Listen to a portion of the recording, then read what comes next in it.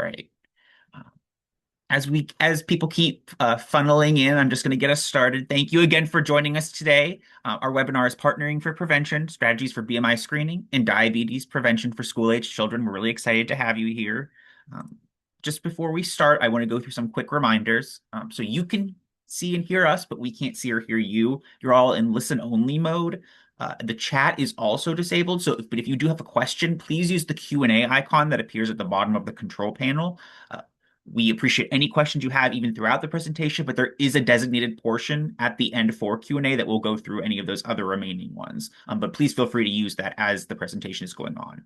To turn on closed captioning, click on that CC button, or depending on your version of Zoom, it might say closed captions. And we ask that you please complete the evaluation poll questions at the end of the presentation. These are so helpful for us in terms of determining what those in the field need, how are we delivering content, and how we can deliver it better. So many of you probably know who we are, but if you don't, we're the School-Based Health Alliance, which is a DC-based nonprofit founded in 1995, and it serves as the national voice for school-based healthcare. Our board of directors reflects a wide range of perspectives from across the country, including health centers, hospital leaders, state and regional partners, national organizations, school professionals, community partners, and youth representatives. This work is supported by the Bureau of Primary Healthcare, and as a National Training and Technical Assistance Partner, or an NTAP, the School-Based Health Alliance provides training, technical assistance, and resources to support school-based healthcare programs nationwide. At its core, school-based healthcare brings services directly to students where they spend the majority of their time, in school. So now I'd like to just take a moment to let some of our presenters introduce themselves today. I'm Donnie Grieco, like I said, and I'm an associate here. I'll be in the background kind of doing slide management. And with that, I'll pass it over to Paula. Hi, everyone. I'm Paula Fields. I affectionately call myself Mom Nurse Mimi, and I serve as the Executive Vice President here at the School-Based Health Alliance. Danielle. Good afternoon or good morning, depending on where you are. So excited to be with you all this afternoon. I am Danielle Dobbins, Director here at the School-Based Health Alliance, and really happy to be able to support our National Training and Technical Assistance Partner work, and excited for you all to hear the content that we have for you this afternoon. Well, Donnie, I'll turn it back over to you. Okay, so we'll go through our learning objectives now. So by the end of the session, we're hoping that participants will be able to explain why school-based BMI screening and diabetes prevention are critical to improving health outcomes for school-aged children, explore innovative prevention-focused strategies used in school-based settings to support whole child health, and discuss collaboration between schools, families, and health centers to improve student health and support prevention efforts. So with that, we're going to just do, before we get in really deeper, we're going to have a baseline and establishing kind of the idea of what diabetes landscape is, what like it is for the background as well. So with that, I will pass it back over to Paula and she'll get us started. Thank Paula? you, Donnie. So when we talk about the changing landscape of diabetes, there has been significant change over time. Before 1990, type 2 diabetes in young people were very rare. And we started seeing increases in the 2000s, and that trend has continued. And today we have about 1 in 5 youth who have prediabetes, and many don't know it. And then looking ahead, if trajectory continues as predicted, we're going to see our rates more than double. So as we look at the next slide, we'll just level set for a minute, just on a few terms. So when we talk about type 1 diabetes, know that it is not preventable. And when we talk about type 2 diabetes, we're talking about a condition that develops over time and is often preventable or can be delayed. And what we're seeing now is an increase in both among youth. And that's why prevention around type 2 diabetes and early support are so important. So as we go to the next slide and talk a little bit about understanding BMI, and again, just to level set, BMI in children works a little differently than adults. It's based on their age and percentiles, just not a number, and it's plotted on a growth chart. And it's important to remember that BMI is a screening tool. and it's not a diagnosis. It really just helps us understand growth patterns, and the context really matters. Things like access to food, stress, and environment all play a role. So when we think about BMI screening in school-based healthcare and school-based health centers, BMI screening is part of routine care. It's not just the number. It really opens doors for conversations around nutrition, activity, and overall health. It also really helps when we want to identify risks earlier and support students in their success sooner. And the early connection is really where prevention starts. And I'm hopeful that whenever you all are working 10 years and 20 years from now, that trajectory proves not to be true of more than doubling. Whenever we look at school-based health centers and diabetes prevention specifically, what makes school-based health centers so important is access and the reduction of barriers to access to care while students are at school, meeting those students where they already are and allowing for earlier screening and more consistent support. And since we know risk factors are showing up earlier and even younger, it is a really good opportunity to be able to focus on prevention through strong collaboration. And with that, Danielle. Thanks, Paula. So I want to take a step back and ground us in how this work really comes together. And that's through strong, intentional partnerships. So diabetes prevention in school-based settings doesn't happen in isolation. It's really most effective when it's built on coordinated, community-informed approach. So the first step is really understanding your community, which you all do, understanding what the needs are, what the barriers are, and just the existing assets that are available. So from there, it's about building strong partnerships with schools, aligning with staff, and really making sure that prevention efforts fit naturally into the school environment. We also want to be intentional about selecting evidence-based programs so we really know that the strategies that we're using are effective. And then finally, expanding beyond that school to include our community partners as well really helps create a broader network of support for students. And at the end of the day, this is about surrounding each child with the right supports. And one of those most important partners in that network is the family. Thank you, Donnie. So shifting us to something that we know is absolutely essential, but sometimes challenging, and that's really engaging families as true partners in that prevention. In school-based healthcare, we're not just working with students in isolation. The habits, the routines, the decisions that shapes children's health are happening at home every single day. And so our role is really about building trust and creating open lines of communication with those caregivers.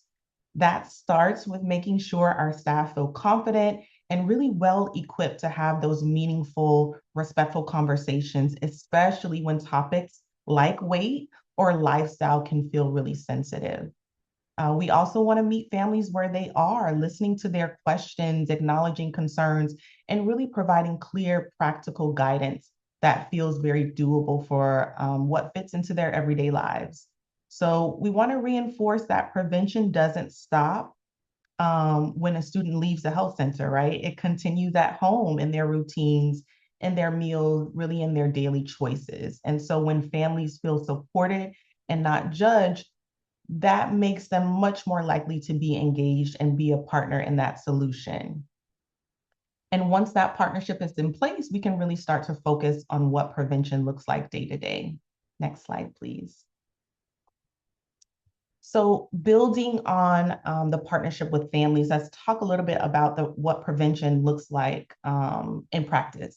The good news is that the core habits or habits that really support diabetes prevention are simple at its core, and they're things families can do in terms of building into their daily lives over time. We're talking about encouraging balanced eating patterns, more fruits and vegetables and whole grains, without making it feel overwhelming or restrictive. That's a big one.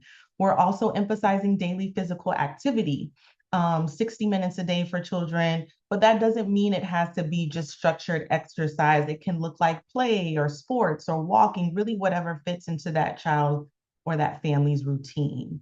And another big one is really reducing those sugary drinks and added sugars, which we know are a major contributor in terms of risk.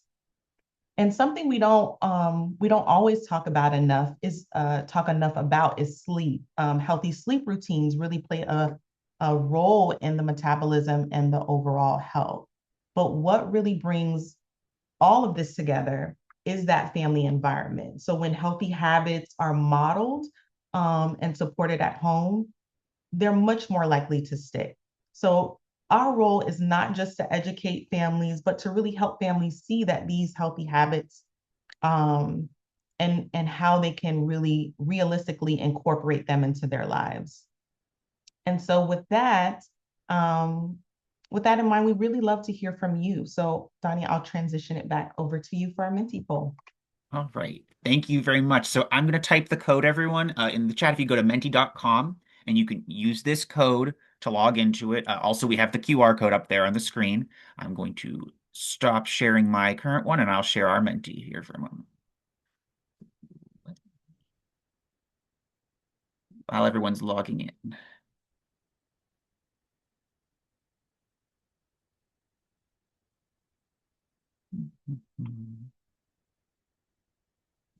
All right. Oh, I see people joining. Yep.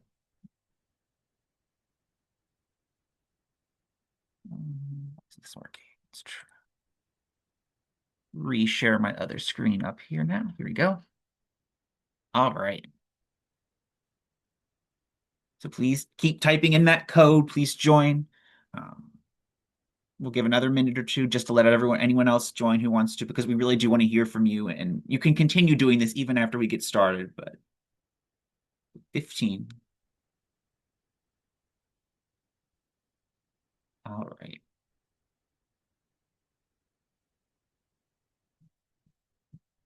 Keep joining. I'm going to move us on to the next slide just so we can ensure we get the question. So this is really where what Danielle said. We're asking all of you, what is the biggest challenge preventing diabetes among youth in your community? Maybe something you've noticed, maybe that there's, you've frequently discussed with coworkers or you've heard from families themselves. What would you say the biggest challenge is? And while you're thinking through that, I often preface this with there's not a wrong answer here. Uh, for some people, it might be one thing, and for others, it might be something else completely different. So, education, access to affordable food options, absolutely. Yep. Healthy food again, yep. Prevention feels restrictive. I understand, yeah, exactly what you're saying there. Yes. Um, Poor dietary choices. We're having a really big theme there with like lack of healthy food options, kind of that availability. Nutritional education. That's the thing. It's not even just the food itself. It's thinking through. Parents not recognizing that there's a current or future issue. That's true as well. Yep. Engaging the whole family and lifestyle changes. Yeah. Yes, access. Yep. Marketing for soda is directed to kids. Yes, we see that with a lot of products where they're directly marketing to children. Bright pictures and colors that often aren't always the healthiest option. Mm-hmm. Reduction. Energy drinks. Yes, yes. Thank you, Paula. Yep. Awareness itself. Yep. Sugary drinks, hidden sugars. Yep. Mhm. All right. I'll give one more second if anyone else wants to answer. But as you can see, there's a really common theme that ties a lot of these together. There's we talked about the lack of healthy options, like getting those options, understanding those options, what is targeted to children. It all kind of feeds together so that it just reinforces the idea that our role is to really help do what we can to increase healthy habits, promote these ideas, help engage the families, and kind of keep that motion moving forward as we continue. Uh, Health foods don't taste as good. You know what? I can understand that. Yeah.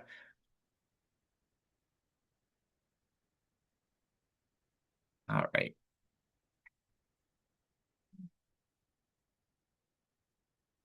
Any any other slides? Okay. I think we're good. You can keep answering those, as we keep going on, we'll reflect and see if there's anything else, but we appreciate your responses. So let me go and I will switch back to our regular slide and we can move forward. Thank you so much for everyone who answered. All right, I will share. And I think, yes, I can now provide you with the opportunity with our speaker today. I will let her introduce herself. And with that, I'll pass it over to her. Nika? Hi, thank you so much, Donnie. Good afternoon, everyone. Hope it's afternoon where you are. We're different time zones here. I am Dr. Tamika Cunningham Abrams, the Chief Nurse Practitioner of Franklin Primary Health Center for our school-based clinic. Next slide, please.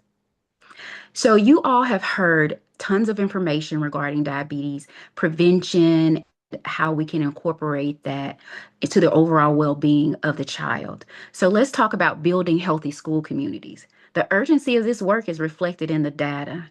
Nearly 1 in 5 children in the U.S. is affected by obesity, and children with obesity are significantly more likely to become obese adults. This early trajectory increases the risk for chronic conditions like heart disease, stroke. This is why early prevention is in school settings is critical. Next slide, please.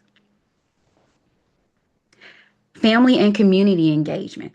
Addressing childhood obesity and diabetes requires more than individual behavior change. It requires a coordinated effort, a village. Prevention must first focus on nutrition, physical activity, early screening, all supported by strong partnerships between schools, families, community partners, and healthcare providers. When these efforts begin early in childhood, we have a much greater opportunity to prevent long-term health complications and improve overall life outcomes for our students. Next slide, please. Family and community engagement continued. Again, family engagement is essential. They play a central role in reinforcing healthy behaviors beyond the school environment. Through nutrition, education, active family routines, and consistent support at home, families help sustain the progress initiated in the school based setting. At the same time, communities contribute by providing safe spaces for activities and access to supportive programs. Together, these layers create an environment where healthy choices becomes the easiest choice. Next slide, please. Daily movement. We all know kids love to be active. Let's get them back outside and off of these tablets and iPads and things. One of the most impactful strategies for prevention is increasing daily movement because it supports healthy weight. Children should engage in at least 60 minutes of physical activity per day, which can include physical education, recess, and structured or unstructured play. Schools are uniquely positioned to support this, especially considering the child consumes up to half of their daily calories during school hours. This makes the school environment a powerful setting for both nutrition and physical activity intervention. Next slide. School wellness activities. As stated before, the recommended daily activity is greater than or equal to 60 minutes per day of physical education and active recess movement breaks because children do consume most of their calories during school hours. Next slide, please. School-based health clinic workflow, prevention to intervention. Here you see some ways that you can kind of initiate BMI and wellness screenings throughout your school-based clinic and how to actually implement the interventions, strategies, and even some follow-up guidelines. To translate these strategies into action, school-based health centers must follow a structured workflow. That's how you will get results. And this begins with the school-wide BMI and wellness screenings. You identify the students at risk and you provide clinical assessments, education, and you implement target interventions individually towards that student. The ongoing follow-up collaboration with the families, teachers, community partners, that ensure that the care is continued and that there's actually a response to the treatment.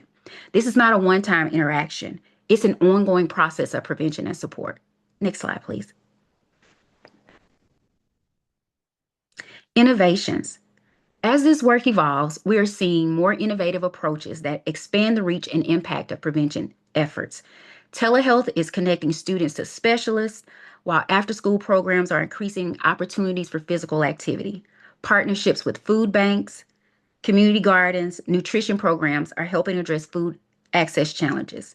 That is actually what you see depicted here is one of the local school-based clinics having a actual food drive. And it's a food pantry. The parents, the family members, the students all have access to healthy, nutritious food at no cost. These innovations allow us to move beyond traditional care and address the root cause of health disparities. Next slide, please. Innovation also means integration, embedding prevention into everyday systems. Screenings are becoming becoming a routine part of school-based visits, and collaborations between the schools, the families, and the community organizations continue to strengthen. The key word here is collaboration. Innovation equals collaboration. Next slide, please. Snapshots from the field. This is actually some photos of students at Chickasaw City Schools, which is one of the school-based clinics that we support as well, growing their own food through hydroponics.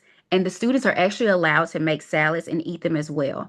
This is integrated science along with healthy eating, and it aids in the prevention of obesity and diabetes. And the students actually enjoy it. And this is something that will carry on until adulthood for them. Next slide, please. Despite all of these innovations, integration, and collaboration, we still have challenges.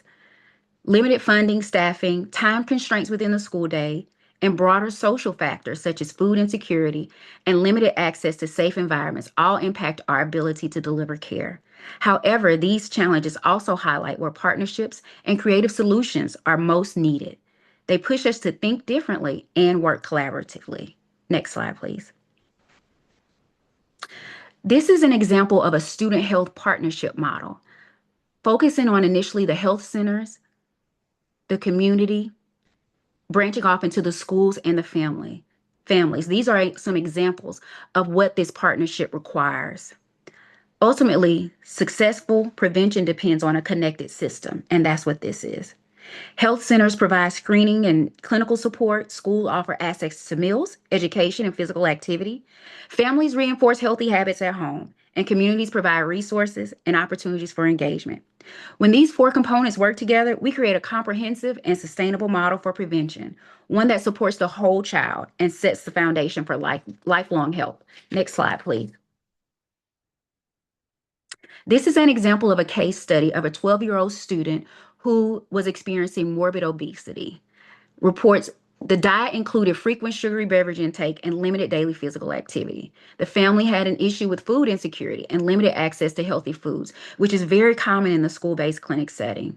The intervention included a comprehensive clinical assessment by the provider, nutrition counseling provided by the nutritionist and also the provider to the student and the caregiver. Handouts, educational materials are provided as well. Enrollment in after-school movement programs. Examples of movement programs include run clubs at school, walk clubs at school, referral to cooking and nutrition educational classes. Some colleges, some of your local colleges offer cooking classes for students. And all you have to do is just reach out, and the students actually enjoy cooking their own food. Ongoing BMI monitoring and follow-up visits. Again, this is not a one-time event, not a one-time episode. It's going to require continuity of care and ongoing follow-up. In closing, if we get this right in childhood, we can change the future of health. This work is not just important, it's transformational. Thank you. All right. Thank you very much to all of our speakers. So now we are going to open up for the Q&A portion. We also do have some questions taken from your registration, which we really appreciate you sending those in. We found some common themes and ideas, and I will pass it over to Danielle, who will help be leading that.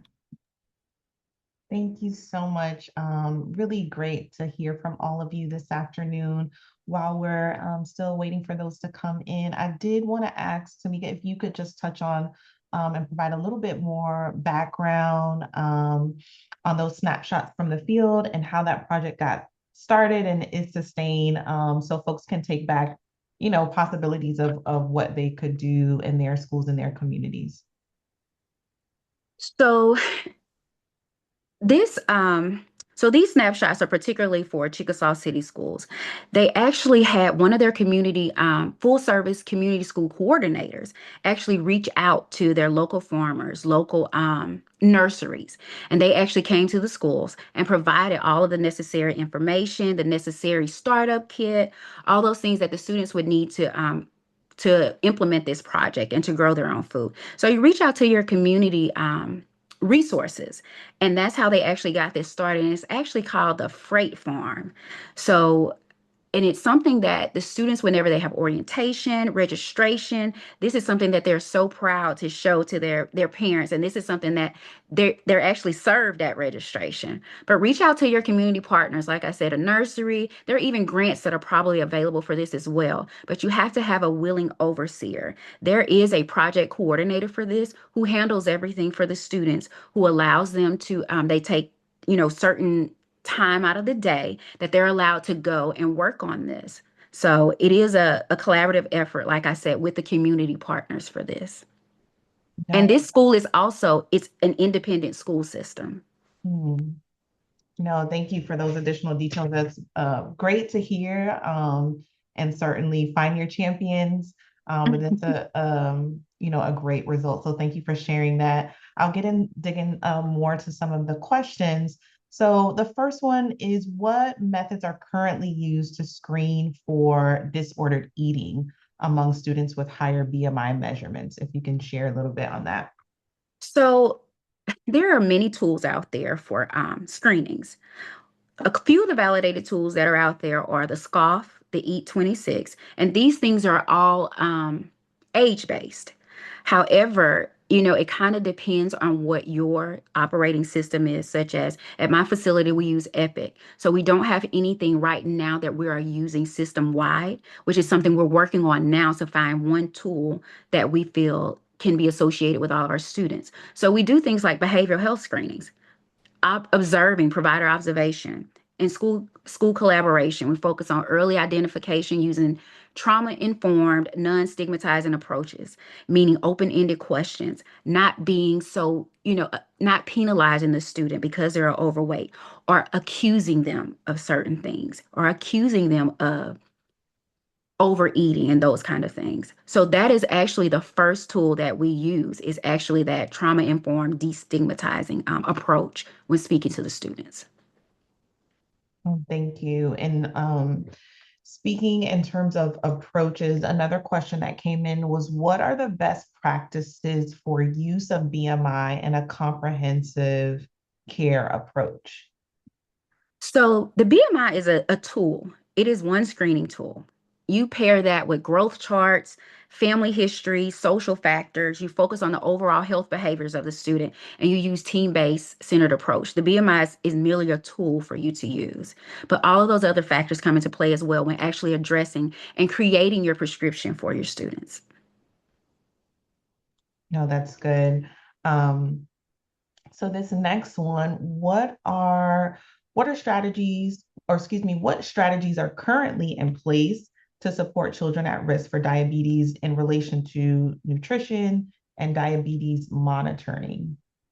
So some strategies that, usually when you initially see the child and you do your clinical assessment of the child and you ascertain their BMI, whether it's obese based on the percentile, morbidly obese, that is where you start the screening process. You implement the A1C screenings.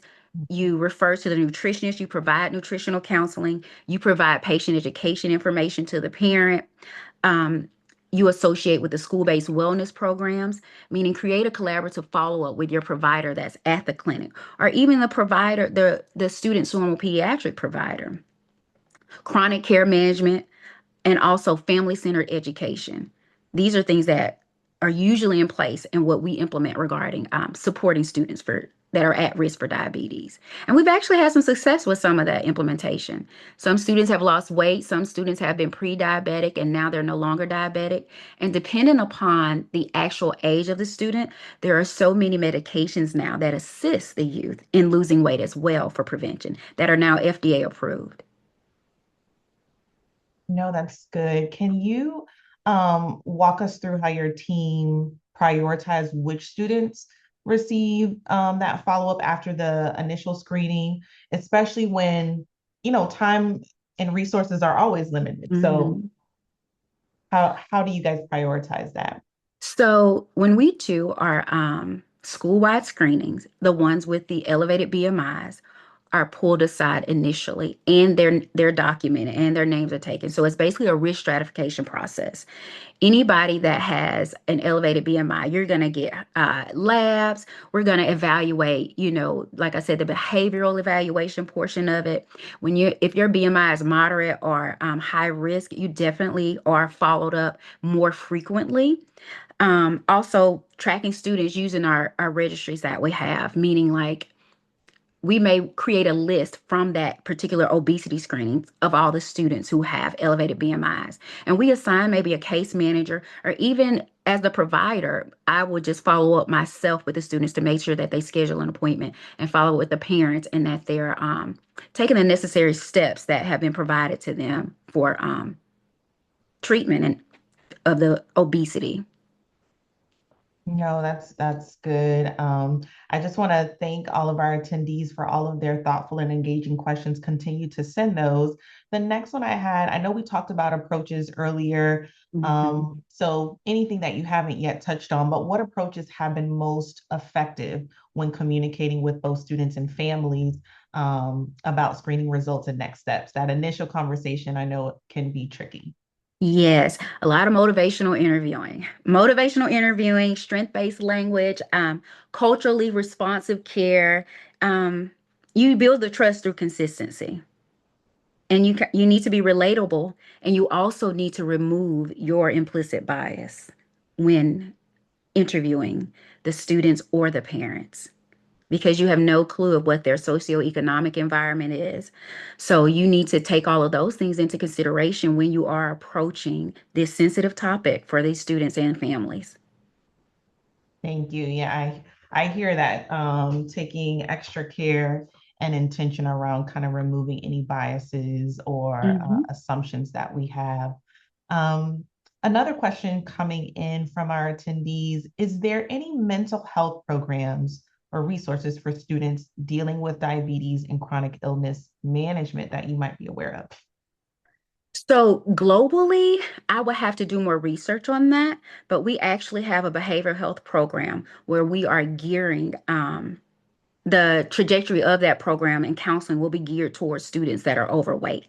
So even if you don't have anything in place right now in your facility, create one. Create a small cohort of people that you can integrate in different of behavior areas of your organization, meaning nutritionist, provider, social worker, case management support services. So you create your own cohort and then you can implement those things. I actually would have to do some research to find out if there are any globally, but like I said, locally, we have created our own program and we've created a policy behind that as well. Yeah.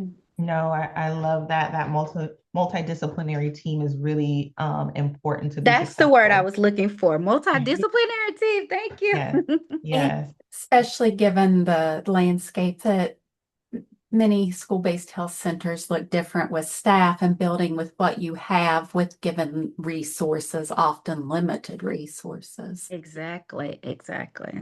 Yeah.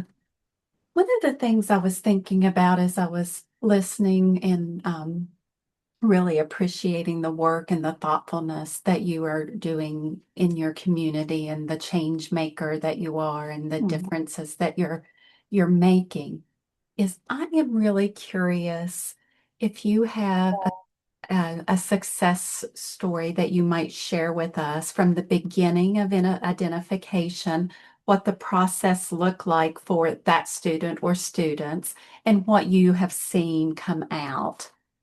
So I can tell you one student in particular. This is actually my only teenager that has had bariatric surgery. So, and I believe, if I'm not mistaken, she was 16 or 17 when she actually had the surgery. This student would come to see me, and she was pre-diabetic, experiencing joint pain from being overweight.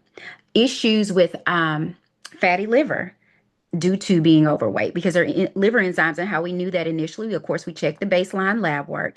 The liver enzymes were elevated. During that process, after we found out all of those things, I referred her to endocrinology because she is a pediatric patient and had multiple concerns. The consensus that we came to with the education is that bariatric surgery would be the best option for her as opposed to and she initially had to try diet and exercise for 90 days. We did do those things, but the end result, because she was so morbidly obese, was that bariatric surgery was the best intervention for her. She did very well with the surgery, lost about 100 pounds. Again, she was morbidly obese, so her BMI was greater than 40. So, and she did well. One of the main components of that process for her, though, she came to see me frequently because she viewed me as a support system for her.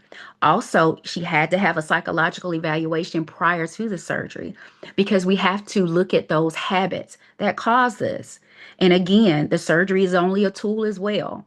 So that's one of my great success stories. We have students now that are on GLP-1s, which are the injections, and trying other things, to lose weight because it is difficult even in childhood, especially once you've been diagnosed with diabetes. It's hard to tell a child you can't have that cupcake or you can't have that honey bun, and they're going to try to sneak them.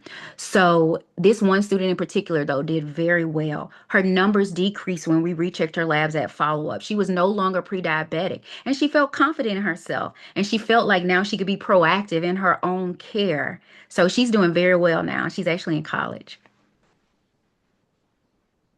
Yeah.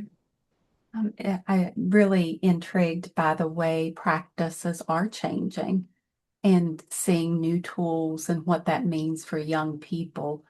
Um, do you have any outcomes that you would like to share as far as overall programmatic community? I would say the food pantry. If you can get in touch with your local food pantry, the parents, the students are so excited, enthusiastic, when they are provided free, nutritious food. Though usually those days, this occurs once a month on a Friday at Excel Academy, which is one of the charter schools. Those students show up, those parents show up, they leave with boxes of food and are satisfied and happy that they can actually feed their family that night.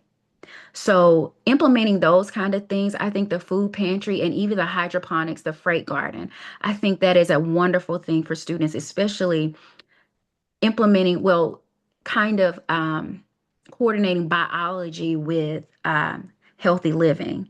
They will take those things with them throughout their adulthood. But just engaging the students and really, like I said, the food pantry, I think, has been a wonderful, wonderful intervention for us and has been well received. And that is a way we can teach them lifestyle modifications as well, instead of just, saying, well, here's medication that your child needs to take, or you need to do this. We're actually providing resources to them and they appreciate it. And so they're more willing to stick with whatever plan you've set in place for them. No, that's really great. I think we have talked about so many different strategies and approaches, and you talked so much about your own community and school success with implementing these. What is just one strategy or one takeaway for our attendees for for all the things that we talked about? Okay, try this. So I would say number one is relational.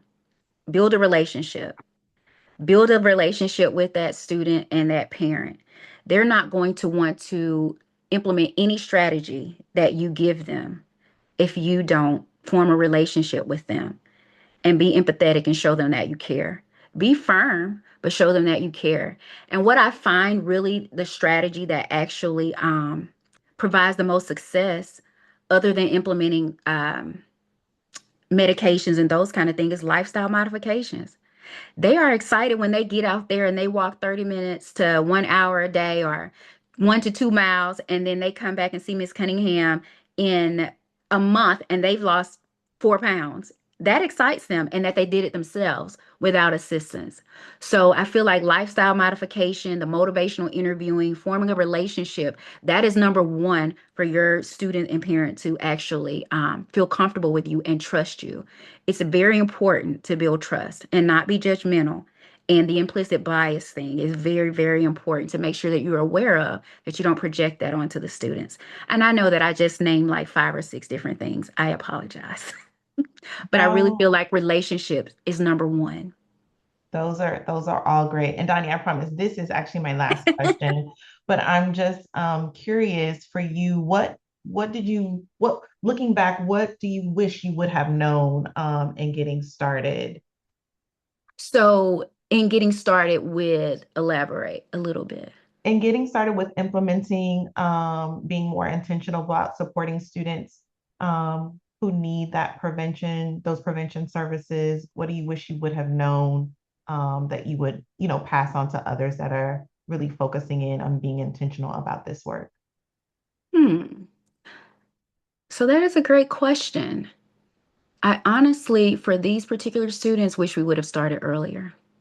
Wish we would have started as soon as we see the obesity beginning, because even though you don't calculate the BMI at home, you're aware when your child is gaining weight and you can see the differences in them regarding whether they're breathing differently and whether they're starting to get the dark areas of the neck and those kind of things.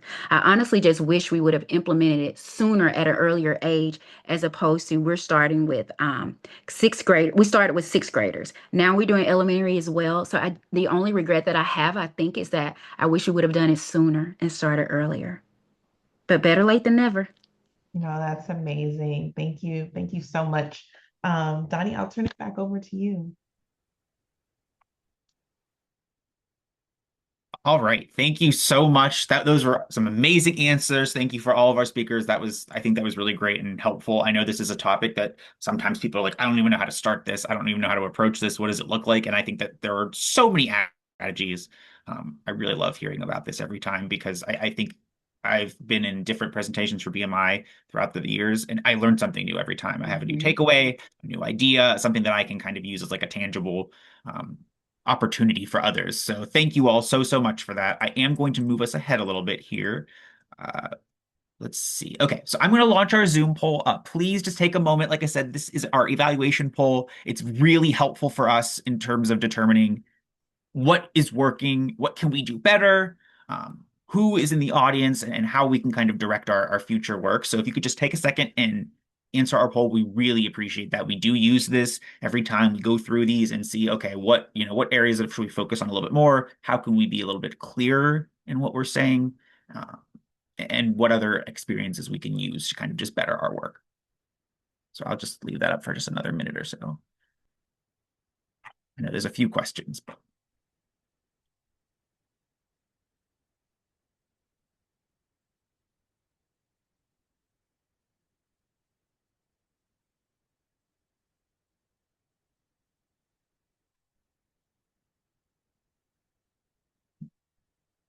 Please keep answering those. I'm going to go to a different side, but please keep going through it. I won't rush you. I won't hit end poll. You can keep going. But I just wanted to provide a little bit of background. This is really exciting news. We are having our conference this year in person in DC. It's at an American University, Washington College of Law. I am so excited to see everyone. I love the conference. It's really great. We would love to see you there. Registration is open now. This is an opportunity for networking, for groups to come together and kind of have like in-person meetings. I'll say personally, like our team is fully remote, so this is a really great opportunity for everyone to kind of come together and see each other and work in person and kind of just have that like face-to-face conversation. And I really think that level of camaraderie is so beneficial. So we would love to see you there. There are details on our website. You can also scan this QR code. These slides will be provided along with some of the links in a follow-up email. So you can easily access it there. We would really love to see every single person there. And I will say, if you see one of us, please feel free to come over to us, say hello. We would love to talk, love to chat with you about a little bit more with what we're doing. Really appreciate that. Um, so then we also have some ways to stay connected. You can find us on a multitude of social media platforms. We do post there. It's really great, a way to interact and see like what's our newest content that's coming through, often with new webinars, new presentations, new ideas we have. And I also, it's not here, but I'll just shout out the e-library on our website. That's also a great repository for all the webinars we've done in the past. A lot of great resources there. Some are on BMI, some on some other topics. It's really a great place to just kind of look and explore. So if you ever have some time, I challenge you to go through and take the opportunity to see what we have to offer, because I think there's quite a lot, and we love to spread that knowledge. And so if you've completed your poll, that's all we have for you today. Thank you so much for joining us. Thank you again to all of our presenters. It was amazing. I really liked hearing about this topic because it gives me something to think about. Like I said, I always have a new takeaway. With that, I will let everyone go. So thank you very much and have a great day, everyone. See ya.